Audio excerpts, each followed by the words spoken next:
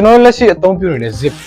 အင်ဂျီဘောင်းမီလွယ်အိတ်အစားအစာအရာမှာအသုံးပြုနေတဲ့ဒီ zip ကိုဘယ်သူကဘလို့ဘယ်ခုနှစ်ကစတင်ရှာဖွေတွေ့ရှိခဲ့ရလဲဆိုတာတကယ်ချင်းတော့သိကြလားဒီနေ့ဒီဗီဒီယိုမှာလိုက်ကြည့်လိုက်ကျွန်တော်အကုန်ရှင်းပြပေးသွားသူကတော့ Whitcomb Judson ဖြစ်တယ်သူကတော့ American နိုင်ငံမှာနေထိုင်တဲ့ engineer တယောက်ဖြစ်တယ်1891ခုနှစ်မှာသူက Klebs Locker ဆိုတဲ့8.1တမျိုးသူကတီထွင်ခဲ့တယ်အဲ့ဒါ zip အကျန်းပုံစံတစ်ခုလည်းဖြစ်တယ်ဒါပေမဲ့ तू ကအဲ့ဒီ Klebs Locker ဆိုတဲ့ zip ကို तू က opener အတွက်အားပေးပြီးတော့ထုတ်ထားတာ opener width page ကိုအတွက် तू ကထုတ်ထားတာဖြစ်တယ်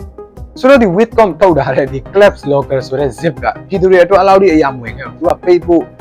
width ဖို့အရန်ခက်ခဲတဲ့ zip လည်းဖြစ်တယ်1973လောက်မှာ Sandbeck ဆိုတဲ့လူက तू ကတန်ကြောင်တိတိလေးတွေကိုစုပြီးတော့ zip လုံးပုံစံကို तू ကစပြီးတည်ထွင်ခဲ့တယ်ပြီးတော့ဒီတည်တည်မှုကအောင်သွားခဲ့တယ်ဆိုတော့ သူတို့ကလည်းလက်အိတ်တွေ opener တွေမှာစပြီးတော့ဒီ zip ကိုတောင်းလာတယ်1930လောက်ရောက်တော့ BF Goodrich Companies ကသူတို့ရဲ့ဘောင်းမီထုတ်ကုန်တွေအတွက်ဒီအိတ်အဖွင့်ပိတ်ကိုအသုံးပြုပြီးတော့ zipper လို့နာမည်ပေးပြီးစတင်ကြော်ညာခဲ့တယ်1930နောက်ပိုင်းမှာလူတွေက zip ပါတဲ့ဘောင်းမီတွေကိုအသုံးပြုများလာခဲ့တယ်တနည်းအားဖြင့်ပြောရရင် Judson ရဲ့စတင်မှု Sandbeck ရဲ့ဖန်တီးမှု BF Goodrich Company ရဲ့ marketing ဒီသုံးခုကိုပေါင်းပြီးတော့ယနေ့ဘောင်းမီအတွက်မဖြစ်မနေလိုအပ်တဲ့ zipper ကိုဖန်တီးပေးခဲ့တာပေါ့